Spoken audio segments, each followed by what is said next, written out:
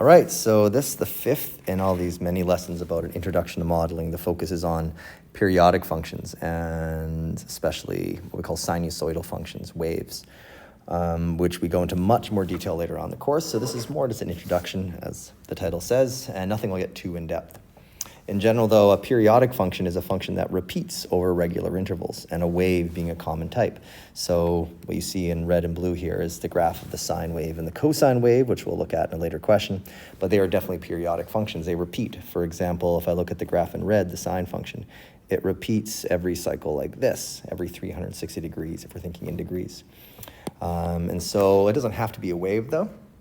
So for this first question, I have a number of functions, and the question is, are they periodic or not? And if they are periodic, we can state the period, which is how long horizontally one complete cycle is. So if I look at this sort of sawtooth-looking thing, this is periodic because it repeats exactly every 3 units. So I would say this is periodic. And therefore it has a period. And in this case, the period equals 3. Every 3 units, it repeats perfectly horizontally. The next function is not periodic. So not periodic. Because it not only does it, it seems to repeat every 1, but it keeps going up. And so the fact that this is not, exactly the same every cycle, it means it's not periodic. Whereas this next one is. So if I look here, this is again periodic. And for example, one full cycle is this. And here's another full cycle. It's an exact copy. It's not moving up or down, the exact same thing. And so because it's periodic, it has a period. And the period here is the distance from here to here, which is, here to here, which is 3 again. All right, so a periodic function doesn't have to be a wave, but that's a very common one, which is what the rest of this is about. So here I have a wave modeling the height of a passenger on the London Eye Ferris wheel over time. And so keep in mind, if I look at this graph, the x-axis is time in minutes, and this is height in meters. And I have an equation. The equation for it is given right here. H equals negative 60 cosine 12t plus 75. Later on in the course, we can understand why this works. Right now, just trust that it works. And so if I want to find the height of a person after 5 minutes, well, from the graph, I can see 5 minutes is right here, and I can get a good estimate. Here's 5 minutes, so it's approximately that. But what is that? It's a little bit less than 50, and so to be more detailed, I can just use my function and replace t with 5. And so the height of this function will be negative 60 times the cosine of 12 times 5 plus 75. Now make sure our calculator's in degree mode. Later on, we'll learn about radians, and actually quite often in HL, we don't work with degrees very often when dealing with functions like this, but right now we're dealing with degrees. And so essentially at this point, just substitute t with 5, type this into a calculator, and you should get exactly 45. So I now know that height is 45 meters exactly, which matches up with what I see in my graph. So what's the maximum height? Well, I can see roughly where it is. The maximum height of the London Eye is at this point right here. That's my maximum. It's hard for me to tell, again, exactly what this is just by looking at the graph. It's around 130-ish. But to find it exactly, I do know that I can see it is exactly at 15 right here, that peak. And so I can find that height quite accurately by doing the same thing as before, replacing t with 15 and finding it, seeing what value I get out. And so that's the same idea here. The height this time will be negative 60 times the cosine of 12 times 15, because I can see after 15 minutes from looking at the graph, we reach our peak. And again, I can type that into my calculator, make sure I'm in degree mode, and I should get exactly 135 meters. So I know that's the maximum up there, which matches up with what I can see here. Now, there are so many other approaches to this, and as we learn more later on the course, we'll realize we didn't actually need to do this the way I did. But just a few other things I would label on here. The middle line of this wave, or we call it the principal axis. I can kind of, it's halfway between the max and the min. It's at exactly 75. So now how do I know it's at 75? Well, it's actually the same as that value right there. Alternatively, you could figure out the height at 30 minutes and find halfway between them. I would recommend drawing that principal axis. There's various ways we call it on here. But that's, that fact that this is at 75, and it's not a coincidence that that matches up with the plus 75 here. There's so many things we can realize here. For example, the distance from the middle to the top is 60, same as the middle to the bottom, which also matches up with the 60 here. And I'm getting ahead of myself way too much. But in general, my takeaway for you is right now we don't need to worry about those details. But there's a lot of things here that we can tell from just the equation. I'll just make this a dashed line. All right, last part. Determine the times that a rider would be exactly 100 meters above the ground if they rode it once. Well, 100 meters I can see is right here.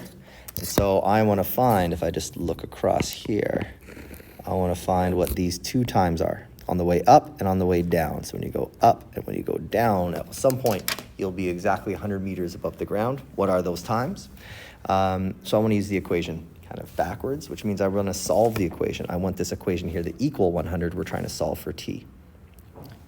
And so let me write the equation. Instead of h, I'll say 100 equals negative 60 times the cosine of 12t. I don't know what t is, plus 75. So I know the height. I don't know the time, but I know there's two values. And later on in the course, we can solve this algebraically, actually. But right now, let's just solve it graphically. Let's graph the left-hand side. Let's graph the right-hand side. Make sure we're in degree mode again. And if I graph these, you probably don't see anything at first because I need to zoom out. If I just zoom out like this, that's a pretty lousy graph. Let me adjust my scales to see kind of one full cycle. And there we go. So I can see one full cycle, and I can see my two solutions here. To 3 sig figs, I get 9.55 and 20.4 minutes.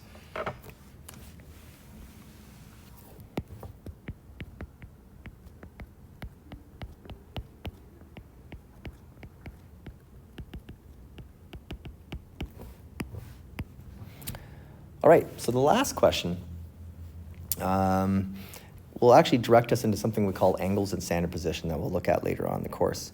But I'm still talking about a Ferris wheel, but this time I want to imagine a Ferris wheel with a radius of 60 meters. But this time, imagine it rotating around the origin. So I want to imagine a graph. I'm going to make a quick little sketch of the X, Y axis. And I want to imagine the middle of the Ferris wheel being right there at 0, 0. And this 60-meter long or 60-meter radius wheel rotating, starting from here, rotating around and going all the way around. Well, if this happened, keep in mind this rotation I'm showing from here to here.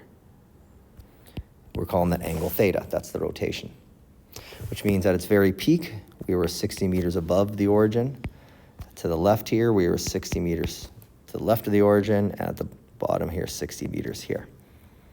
And again, the key is it says we're measuring the angle in degrees in the anti-clockwise direction from the x-axis. That's why I'm starting here from the x-axis and going counterclockwise or anti-clockwise. So I'm going around like this. So that's what's being described there, which later on, again, when we learn more about what we call angles and standard position, we'll see much more familiar. The question is asking, though, what are the angles in which the passenger is 25 meters below the x-axis? So if I look at my visual here, this would actually be negative 60 down here. 25 meters below the x-axis is approximately right here. So at some point, if I visualize the horizontal line here,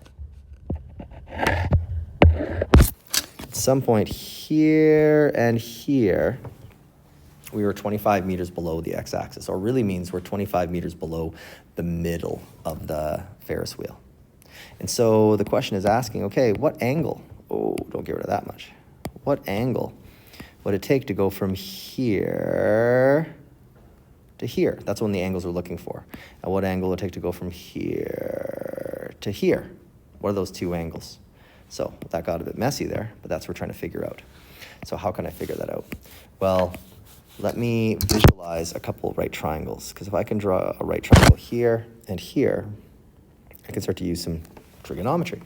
And what I have are a couple of right angle triangles either here, or I have a couple of right angle triangles right here.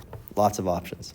Either way, if I can just figure out one of these triangles, I can piece everything together. So I'm going to focus on this triangle to the left. I'm going to focus on this triangle right here. And if I can find this angle from the x-axis down, which later on we'll call the reference angle, if I can figure out that, then I can answer the rest of this question.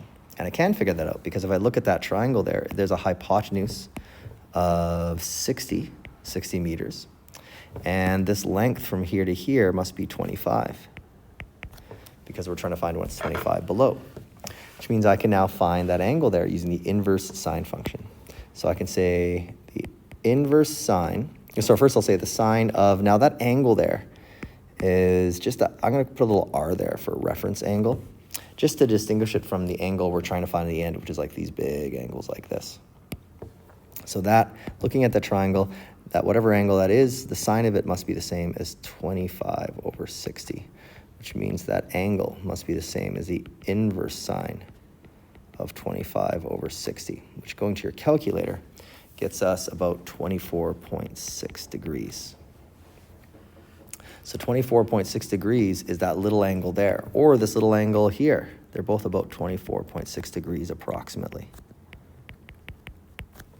which means I can now answer my question quite quickly. If I want to find this angle from here to here, well, that must be the same as 180 plus the 24.6.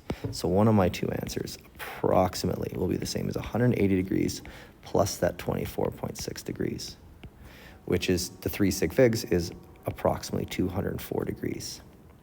But that's not it. There's also this angle from here to here, which I can figure out by imagining a full rotation, but then subtract 24.6. Because again, this is a full rotation, but I went 24.6 degrees too far.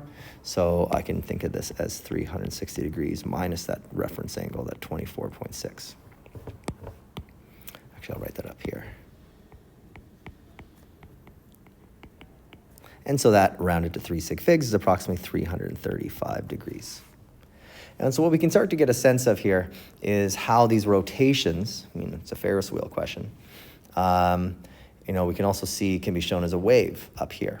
And waves connect to rotations. There's actually some really great applets on the Cognity chapter for this. But again, we don't need to go that far into detail, and so I'll stop there.